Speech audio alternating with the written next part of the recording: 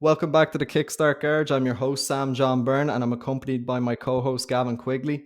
In partnership with Magnate 100, we're joined by two exceptional young entrepreneurs from Galway, Erik and Daragh Jordan. Welcome to the show. How are you guys doing? Thank you very much for having us. Great. Thanks, man, for having us, lads. Really appreciate it. And first of all, before we begin, I just want to tip my hat to the both of you and give you a massive congrats on establishing an office over in New York. An incredible achievement. And I just seen you were on the Irish Times today. How surreal does that feel? Bonkers. Like even the fact that the articles are being written about us, like we've seen a lot of our peers in Magnate 100 and even just generally getting written about. And it's very, very surreal to see those publications be written about ourselves. So it's genuinely crazy. No words. How do you feel about it, Erik? I'm truly blown away. It's my first time actually being featured in the Irish Times or kind of in national paper coverage. So it was really exciting waking up this morning at 6 a.m. and just seeing Silicon Republic and other online papers just posting about us. It's just crazy. I really appreciate it. It's writing back home, Mom, I made it. Go buy the paper tomorrow, man. Oh, we did it. yeah, go down to Centra. Okay, before we talk more about Grafton Digital, could you give us a bit of background about yourselves? So I'll let you guys, whichever one wants to go first. Yeah, perfect. So, my name is Eric Genetics. I'm 20 years old. I'm actually turning 21 next week, the 14th of August. So I suppose after graduating from Leaving Cert, I actually went in working in an IT job, and I worked in hospitality as well for about 2 years. With I suppose the plan in mind of actually starting pilot school, I wanted to really become a pilot, so that was my original goal. And as the years went on, I was kind of in the second year, and I kind of felt like it was very slow progress. Like I had to save up around 130 grand, which I was making good progress for, but it wasn't as close as I wanted to be, if you get me.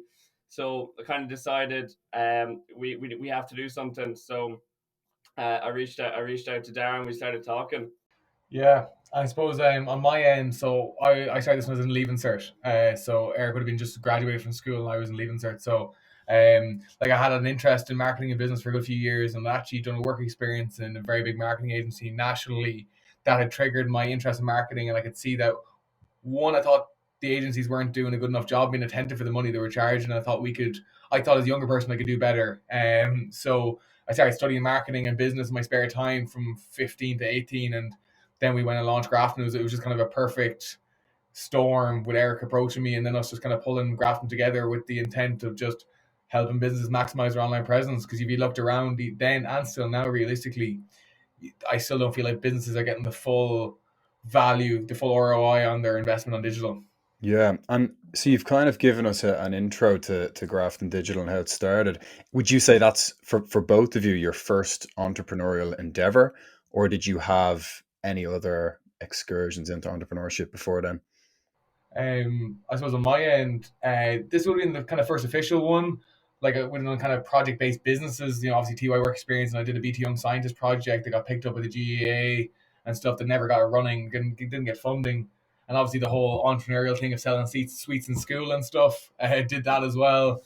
But no, this would have been the first official kind of entrepreneurial venture. Yeah, it was my first one as well. Actually, I would have been. I'm actually proud of myself in a way because I was very much kind of a one man army kind of thing. I always believed that I could do it the best or whatever. So I kind of had to grow personally to actually work in a team, and especially now, we've expanded hugely over the past 3 years, and it's been great.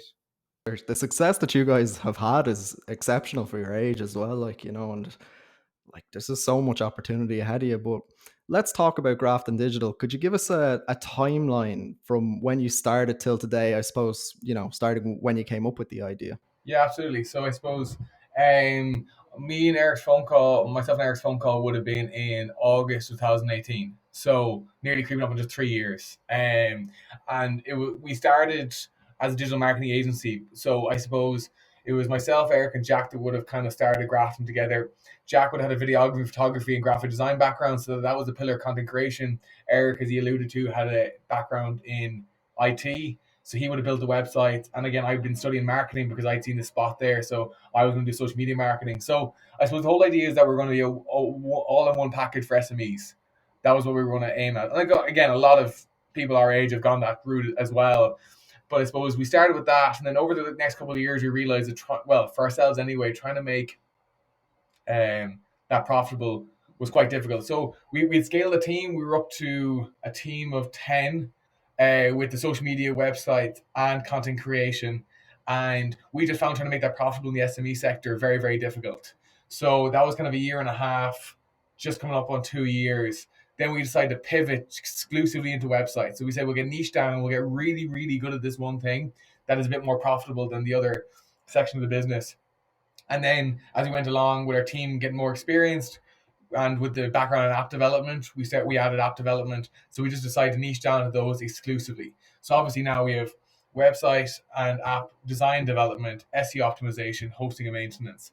And that was within the last 12 months or so, we would have niched down to that.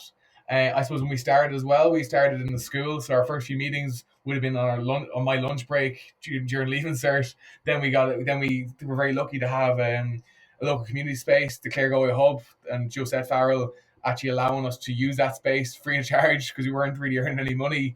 And then it was May of last year, we moved into an office space a few kilometers away from myself and Eric's house. And then we moved into a bigger office space and here thereafter. And now our team's a bit more international, well, not international, but a bit more spread out. So we have some of the team there and some of the team kind of spread around a bit as well. So yeah, and it's just been a crazy journey. Like even trying to get our first client was bonkers, you know, like we were just ringing, just trying to get anyone to give us a shot. And thankfully a couple of businesses did take the leap on us, but it was 3 years, a lot of ups and downs because we had very little money when we started as well. So all of it's been self-funded.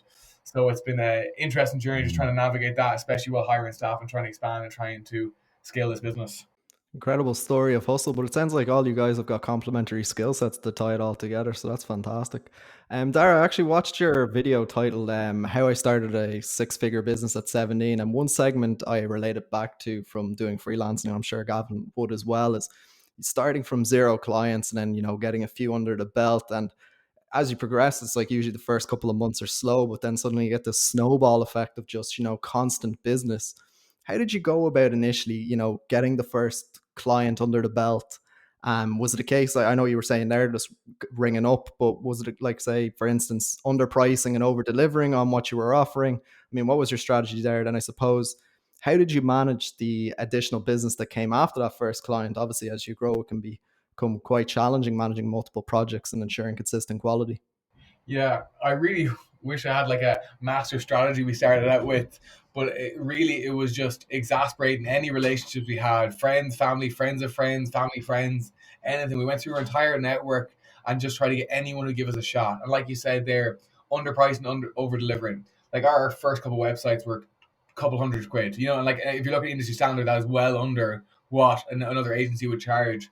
But again, we were still just trying to find our feet. And I think by charging that and trying to utilize our network and trying to do the best job possible, and the business owners could see they were making the effort, it helped the snowball. But I suppose our first client was literally a recommendation. They needed a social media company. They didn't really have much of a budget. They were a local hotel, and they kind of took the shot on us. We went in, we pitched them. We thought like we had all our documents printed out. We handed them slips as we walked in, and they gave us a shot. I think it was like €250 a month, something like it was still very, very humble. But that was our first ever job we got.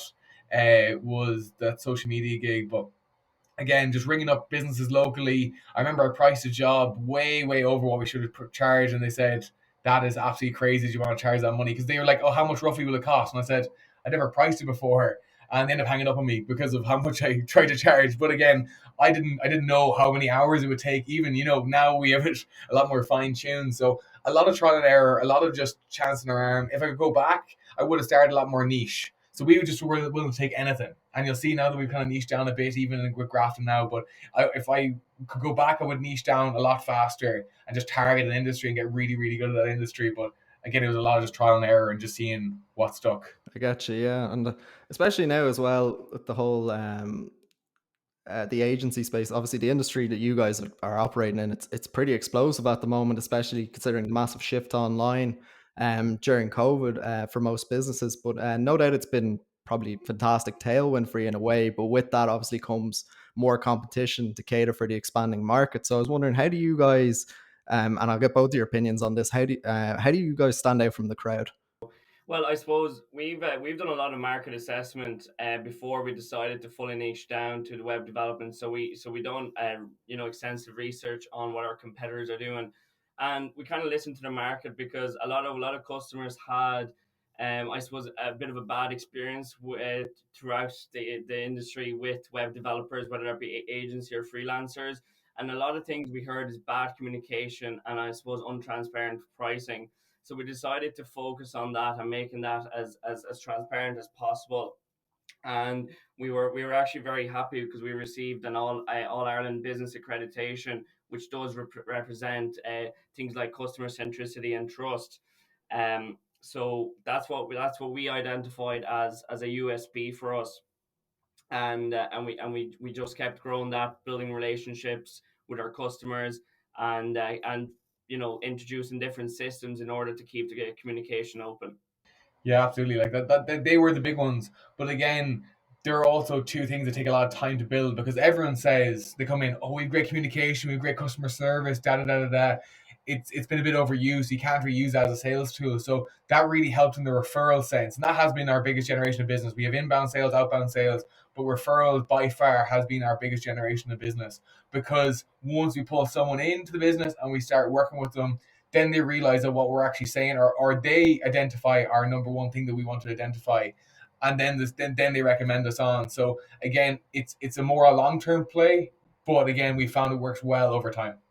Just before when I was doing the script for this episode, I was watching, and I'm probably sure you guys might have seen it, The Founder with Michael Keaton about the McDonald's story.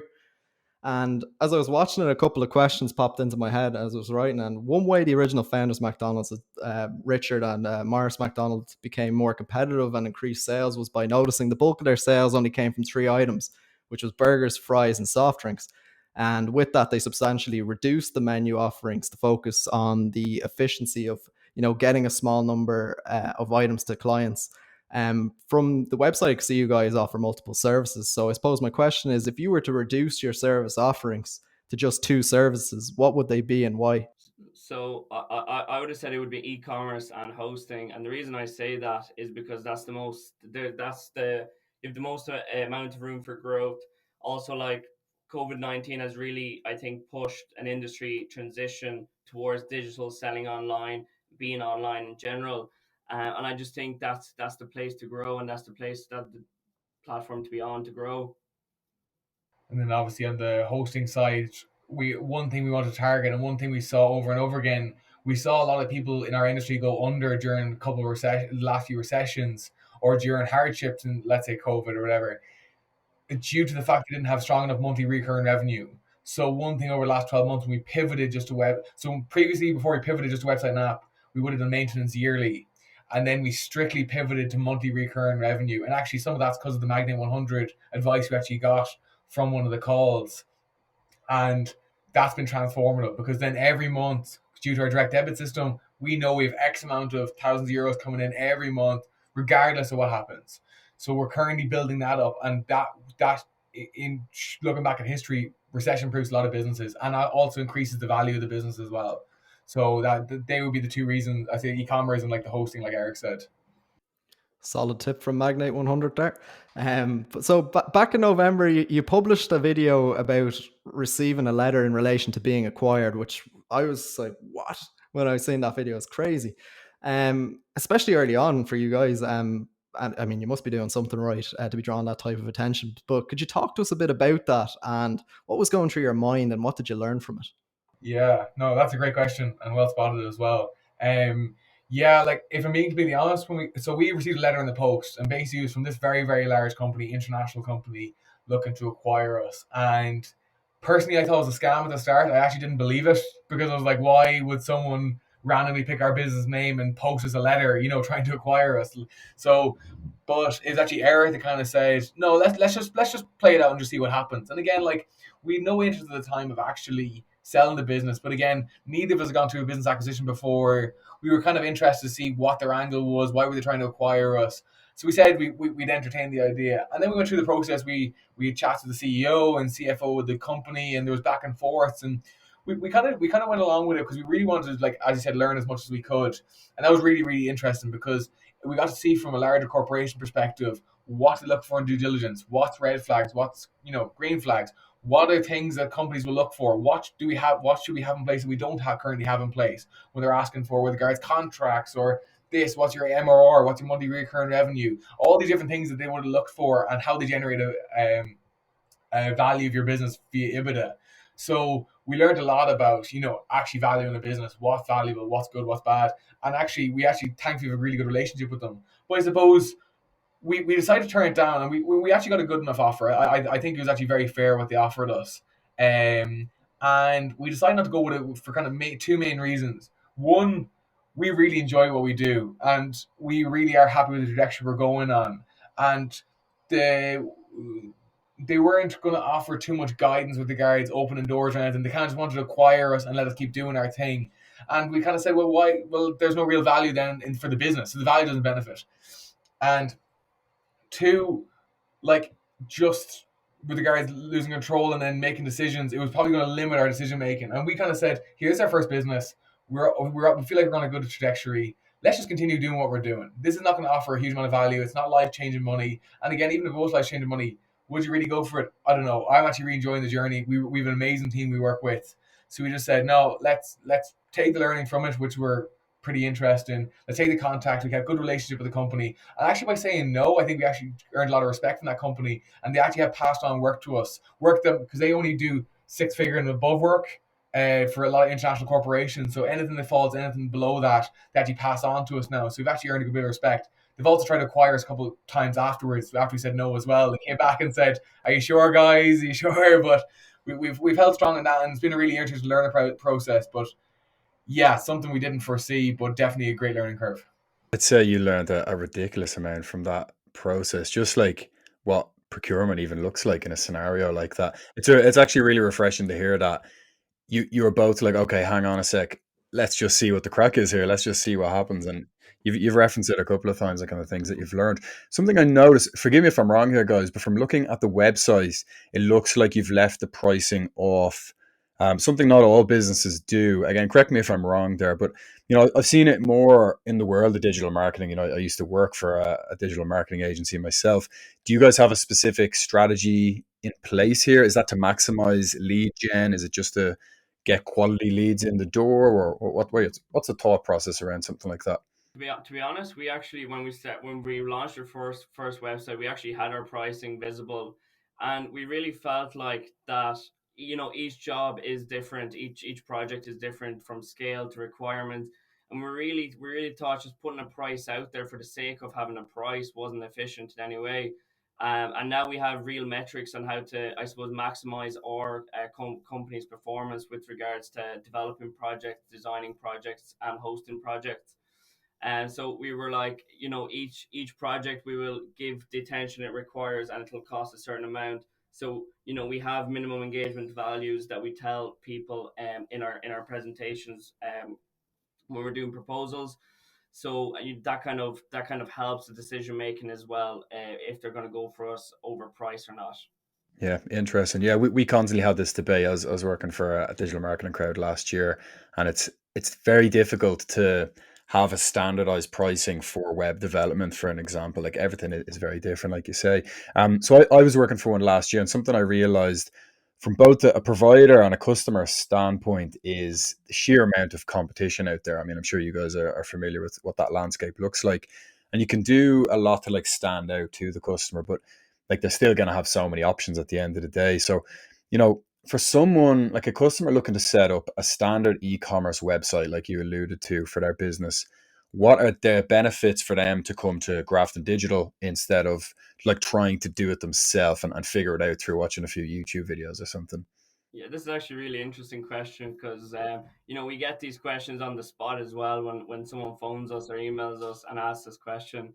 So I suppose to start off, you really have to value your time, because for example, our team has over 30 years experience in the likes of UI, UX design and development, and even in e-commerce. So we really have the expertise and the streamlined processes to actually help you get online and sell online without that stress. Now, look, when you're a startup and you have limited budgets, you got to do what you got to do. You got to be resourceful with it. And the likes of Wix, Shopify, and other platforms are great, to get started on it pretty fast. But we really tell people, look, if you value your time, you look for a partnership to grow your business as well, because we really have the advice from the years of experience we have within our team. Then come on board with the Grafton experience. Very good answer. And myself and Sam, well, I'm going to talk a little bit more about the kind of products and the world of digital marketing. We've got some experience in copywriting, so both of us would have dabbled a little bit in Fiverr. I'm sure you guys are familiar with it. And I would still do between like a few £100 a month, I would say. And it's pretty passive. I have my brother doing most of it. But what I realize is there's a serious amount of demand out there just from the amount of messaging I'm still getting. Now, it'll depend on the business, of course, but do you guys think that it's worth paying a professional copywriter to optimize a website for SEO, like regular, consistent blog posts and content? Or do you think from a lead gen lens that it's better to just invest in like a quick ROI Google AdWord campaign? Yeah, I definitely think, paying for professional services is really beneficial in order to keep things consistent, because that's what Google, this enormous search engine, wants, is consistency, right? Now, you mentioned the word quick. I wouldn't recommend just doing a quick Google AdWords campaign, because even with that, like, let's say you're paying a couple €100 between Google Ads and your blog writing, then you're actually going to start achieving, higher ROI, because that's very important. And like, something I see a lot of people do is just put out blogs for the sake of putting out blogs, and they don't have a purpose. And also the likes of LinkedIn for organic reach as such is really undervalued in Ireland. There's so many SMEs on LinkedIn that are, ready to engage, and businesses are not taking that in. So there's different I suppose social ways to actually advertise your business organically. But putting out blogs for just the sake of putting out blogs, I don't recommend it at all. You got to have a purpose, have teamed months, make a marketing plan, and then invest into Google AdWords as you go. Yeah, I would certainly agree with the organic traffic coming from LinkedIn. I suppose the likes of Twitter is good, but it's not really optimized for business, good for community. You've got obviously TikTok, which a year ago was phenomenal for organic traffic. It's probably died down a little bit, but it's interesting to get your perspective. Something that I, just on that note, have become pretty interested in over the last couple of years, I would say, is the idea of building personal brand, creating effective content. And, looking at the numbers that some YouTubers are doing these days, they're like modern day celebrities, you could say. Do you think when it comes to content creation, that like having an online presence is becoming more and more important for SMEs today? Absolutely. And like, obviously, like I said, we were doing social media work for companies, and it would have mainly been the SME sector. So we would have been looking a lot at this and over a variety of different industries. And like you said, the new up and coming talent online, Logan Paul, Alison Ray Charlie, they are the A-listers of today via building a brand. And I don't know if you've read Peter Thiel's book, 0 to 1. It's one of the only things you can control is your brand, and your online presence is an extension of your brand. And is one of the only ways you can actually distinguish yourselves for potential customers and current customers by retaining them. So I do think there's still a lot of room to grow in that space. I know it can be difficult for let's say a village like ours. We would be working with a couple of different coffee shops in Galway City and in Claregalway, our more local village, and that can be difficult month on month. Get very creative, and there is still a lot of fear about getting a bit creative or maybe being a bit bold or getting a bit out there. But I think one of the best examples I've ever seen of this is the White Moose in Dublin. I don't know if you've seen it. Yeah, obviously, both nodding your heads. We've all seen him. I've seen him at a live concert. We've interviewed Paul. Yeah. Paul is phenomenal. And like I actually saw him live speaking. He's a phenomenal speaker. And I think he's probably one of the best examples of building a brand online. And now he's people internationally traveling just to come see his, restaurant / hotel. So I do think SMEs should focus on it more. I don't think they're focusing enough. I think they're still all trying to fit into the same box. But if they can build their brand correctly and maybe a bit more bold, personalize their brand a bit more, I think the sky's the limit, realistically. Yeah. I'm going to move on from Grafton Digital a little bit, but just before we do, like when it comes to your current trajectory, guys, like you're absolutely flying at the moment. You've got your press releases obviously set up in the States at the moment. Like things are going well. What are some of the objectives, the kind of perhaps KPIs that you're looking at in the near to medium future? So I suppose when we're thinking about this question, we have a lot of micro objectives, and again, there are like MRR targets, turnover targets, amount of quantity of projects. Um, but I suppose on a very macro level, I think that's the best way just to answer this is as we scale, is still to retain the quality of service, quality of product, and quality of service. Because that's one thing I've seen from companies that scale really quickly and just scale altogether is that they really do lose that.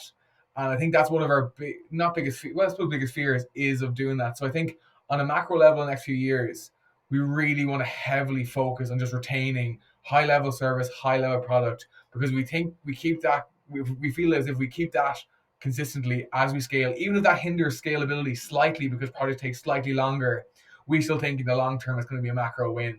And I think obviously looking at McDonald's, for example, like I'm hitting a blank on the book that they talk about the Myth Revisited. You know, when you scale, having the same level of service, having the same customer experience every time someone engages with you, and that's really what we're striving for right now over the next few years is retain that as we scale. And that would be that would be our macro objective. So I kind of want to talk more granular about the trade that you guys engage in. And one of the questions I want to ask you, and I feel perhaps it might benefit a lot of small businesses that are operating solely online today. A while back, myself and Gavin used to write blogs, as we mentioned before this podcast, on various topics. And during that time, we were running the site. We learned a lot about search engine optimization, but we could never really find a direct cause and effect for ranking higher in the search engine, even with good SEO practices.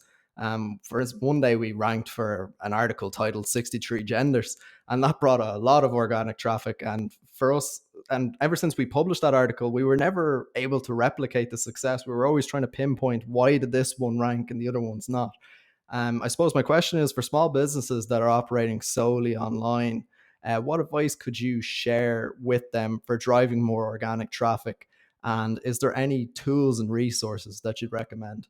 Yeah, I suppose as just the key piece of advice and what I've seen work really, really well for businesses is I think a lot of businesses are one, not fully utilizing LinkedIn to its full effect, and two, don't fully understand the amount of organic reach you can get on that. Especially if you're a B2B business. Obviously, this is speaking more to B2B, not as much maybe as B2C. But I feel like a lot of businesses just post their wins and just their successes, and here I've won this and I've been here and that, and that's great and all, and obviously that does generate traction. That will, for some businesses, generate an element of interest for potential customers, but actually giving value to your audience and actually building an audience that actually enjoy your writings. Like I know one of the guys I follow. Again, I understand he's an individual, but again, he has courses, and I will consider buying them. Dave Gerhant, I'm very certain. He put out phenomenal marketing advice consistently over and over again. I really enjoy actively going reading his piece, and I wouldn't be someone who would follow a lot of blogs or read a lot of articles. So I really do feel like, from organic traction, organic reach perspective, is by actually putting out good content that your audience would find interesting and pumping out over a newsletter and over LinkedIn. I think you can generate a lot of organic traffic off of that. I think if businesses really double down on that and not be concerned after month one it's not doing great or month three it's growing just slightly. Just do it consistently. And like Eric alluded to earlier with regards investment blogs, it is a longer term investment. You can't look at it as 1 to 3 months, 6, 12, 18. It needs to be part of your multiple year plan to actually generate more organic reach to your website and in turn generate more sales if that's what the objective of the website is. I would add a little bit to that as well, just on like a very deep technical level, right? So there are so many free tools out there for businesses to use from all sizes, such as Google Analytics or Monster Insights. These are all tools that are free, and you can integrate them on your website, and it allows you to actually track your customer engagement on different pages, so you can see where are the points, where what does the heat map look like of your traffic that are your potential customers that are going onto your website, and you got to analyze that and make a plan of why are people getting stuck on the homepage, why aren't they going to the blog page, is it not there on the navigation bar. You're getting down to these nitty bitty grits there. But and then the other thing as well, there's a phenomenal tool out there called SEO Ability, and also developers.google.com. These are tools where you insert your website link, your article link, and it'll break it down into different pages of why Google doesn't like what you're doing. For example, content overload, embedding videos onto likes of YouTube rather than onto your own website will allow Google to pick up the website at a better scale and will allow you to rank higher, if that makes sense. So there's so many different ways, but I suppose looking at the analytics is the most important thing. Unfortunately, there's no magical tool out there that I know of anyways that will automatically do and optimize everything. You have to pay attention to it, and you have to constantly upgrade and I suppose regulate your SEO from a physical to organic to paid levels. And that's why it's really good to have an agency or a freelancer looking after your work that way on a contract basis. Yeah, I know from even running the site, it's an absolute nightmare. And in hindsight, if I was going to go back and do it, I'd definitely be doing business with one of you guys. Like, I wouldn't put myself through that pain again. But anyway, Daragh, you were mentioning there as well regards to LinkedIn and being consistent with content. I was wondering, is that a formula that you would apply then to all social media platforms, or is there a reason specifically why you said LinkedIn? Do you believe that's currently the most underrated platform? And what should businesses be doing to leveraging various platforms other than being consistent? Yeah, absolutely. So I suppose it really breaking it down to your buyer persona. So who are you looking to target? And hence why I actually prefaced with the fact that it's B2B is why I specifically said LinkedIn. But again, like as Gavin said, obviously TikTok's organic reach a year ago was crazy. It's not as good now, but still very, very good compared to the likes of organic reach on Instagram and Facebook. But again, conversions are very, very poor on the likes of TikTok. You're seeing huge creators struggling to sell tickets, struggling to sell merchandise, and I've seen that firsthand. I've seen behind the scenes of what those sales look like. So I think from a B2B perspective, especially in SMEs in Ireland, if you're looking with little to no budget, LinkedIn's fantastic. If you're looking for a B2C, obviously for people 25 and below and you're looking to build brand awareness, TikTok's fantastic. But obviously having your presence on Facebook and Instagram are still hugely beneficial. But again, it depends on your demographic. If you're looking to sell this to 16-year-olds, Facebook already doesn't make much sense to you, and LinkedIn doesn't make much sense to you. It's TikTok and Instagram. So again, starting with your buyer persona, looking down at one organic reach, because obviously to reach new people on Instagram and Facebook does cost you a good bit of money. That's most of their business is made up of paid advertising. Buyer persona, look at what platforms, what demographics on what platforms, and then formulate the strategy. And one other thing I see a lot of businesses doing, and I think could be really easy fixed, is they try and get really they do one of two things. One, they either post all the same content across all platforms and don't listen to the individual platform, or two, they way overthink it and they try and have individual content for each platform, and it just takes a tremendous amount of time. And I don't personally see any of them. I haven't seen any personally actually getting full results out of that. So I know this is Gary Vee's model of marketing is build macro content. So like Eric alluded to earlier, having a themed month. Let's say for the month of August, all our content is SEO centered. So content on TikTok, well, we're not on TikTok, but if it's on TikTok, so TikTok kind of SEO, then you're on LinkedIn posting blog articles, then you're on Instagram giving little quick graphics about SEO tips for businesses, and just trying to utilize the work as a macro basis, on a macro level of content, and then spreading out over all platforms and respecting each platform as well. And this is where a blog can come in really handy and working with a copywriter, because I've seen that a blog or a piece of video content is a really good macro piece of content, and then either break into smaller articles or smaller piece of video clips can then go out in your socials, and then you're cutting down the amount of workload. Yeah, something Gary said recently, I can't remember when he said it, but it was like a lot of people are joining TikTok, and I think someone asked him like, what should a business do if they join a TikTok or a personal creator or something like that? And he just said, get on the platform, follow some of the top creators, figure out what videos perform well and what's working well in terms of the specific content, like you say, with, maybe like a carousel on Instagram or a quick blog post on LinkedIn. And only then should you go and start posting. Whereas a lot of people jump on TikTok and they record a terrible video and it gets 4 views and no likes or something. And I think, well, someone told me TikTok was great, but you need to kind of listen to both the audience, but also you need to kind of listen to, okay, what's actually working on the platform before you go doing anything. That's just my 2 cents on that. I wanted to ask you guys about something that it's kind of lost its prevalence in the last while, and it's pay-per-click advertising on like Facebook and Instagram, it does seem that era of like drop shipping, like using AliExpress and just running a ton of Facebook and Instagram ads, it's sort of died down mainly from saturation, I would say, in the last couple of years. Do you still see any use cases at all for this type of advertising? Yeah, absolutely.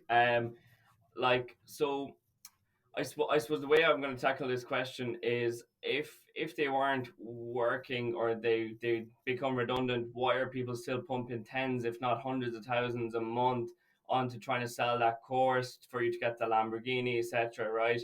So they are working, and then product PPC or display ads are also working because remember you're targeting the people that are interested in your product, and you're potentially trying to get new people as well. So you're constantly reusing that database that you already have. It's You're not reinventing the wheel here. You're just repurposing content and just putting it in front of people into little bite-sized pieces. Therefore, they can consume it, and you're hoping for that conversion to happen. And you're going to try to keep your CPM as low as possible with just different, running smaller advertisements with more purposeful or more specific regarding gender, age, hobbies, etc. So you're creating that customer profile really specifically.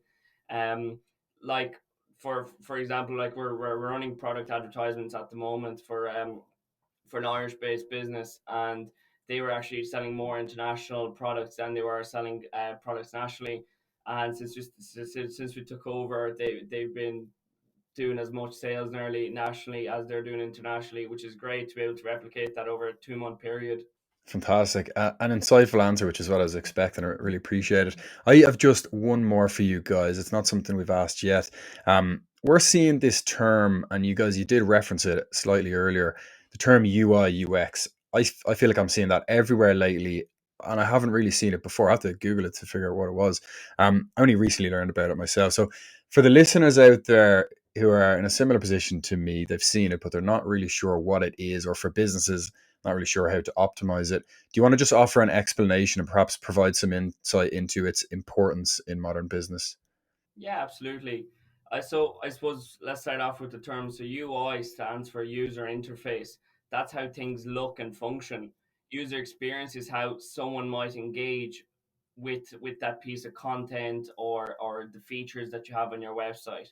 Both of these are very important, and they're actually something we look at the very start of building a website, because we got to look at what is the target, what is the purpose of their website, and we got to build it around the brand, but b, the customer as well. Your website has to be customer centric, easily accessible, responsive. If you're not hitting these points, you're going to be missing out on those conversions. Like, a lot of times people are like, I just want to have a website for the sake of having a website. I might put up my products there on this page, but if you're not putting, it all goes down to psychology. If you're not looking at your customer psychology and identifying their persona and how they're going to interact with it, you're not going to achieve that conversion, because basically you're making it hard for them to get to that end result. I think like we've asked all the questions, so I think we'll wrap it up there, lads. It's been an absolute pleasure to sit down and chat with you today, and I really appreciate you going into the technicalities of those particular questions. But before we let you go, could you tell the audience where they could go to find out more about you and Grafton Digital? Yeah, so I suppose we're actually only after relaunching our own website. So it's graftondigital.com, and Grafton Digital on LinkedIn, Facebook, Instagram. You can find us all there. You can link back. And I suppose ourselves, Daragh Jordan on LinkedIn, and Erik and TEDx on LinkedIn as well. But you'd probably find us sharing articles. So yeah, that'd be where you can find us. Brill, fantastic, perfect. Well, that's it for now, and we'll catch you in the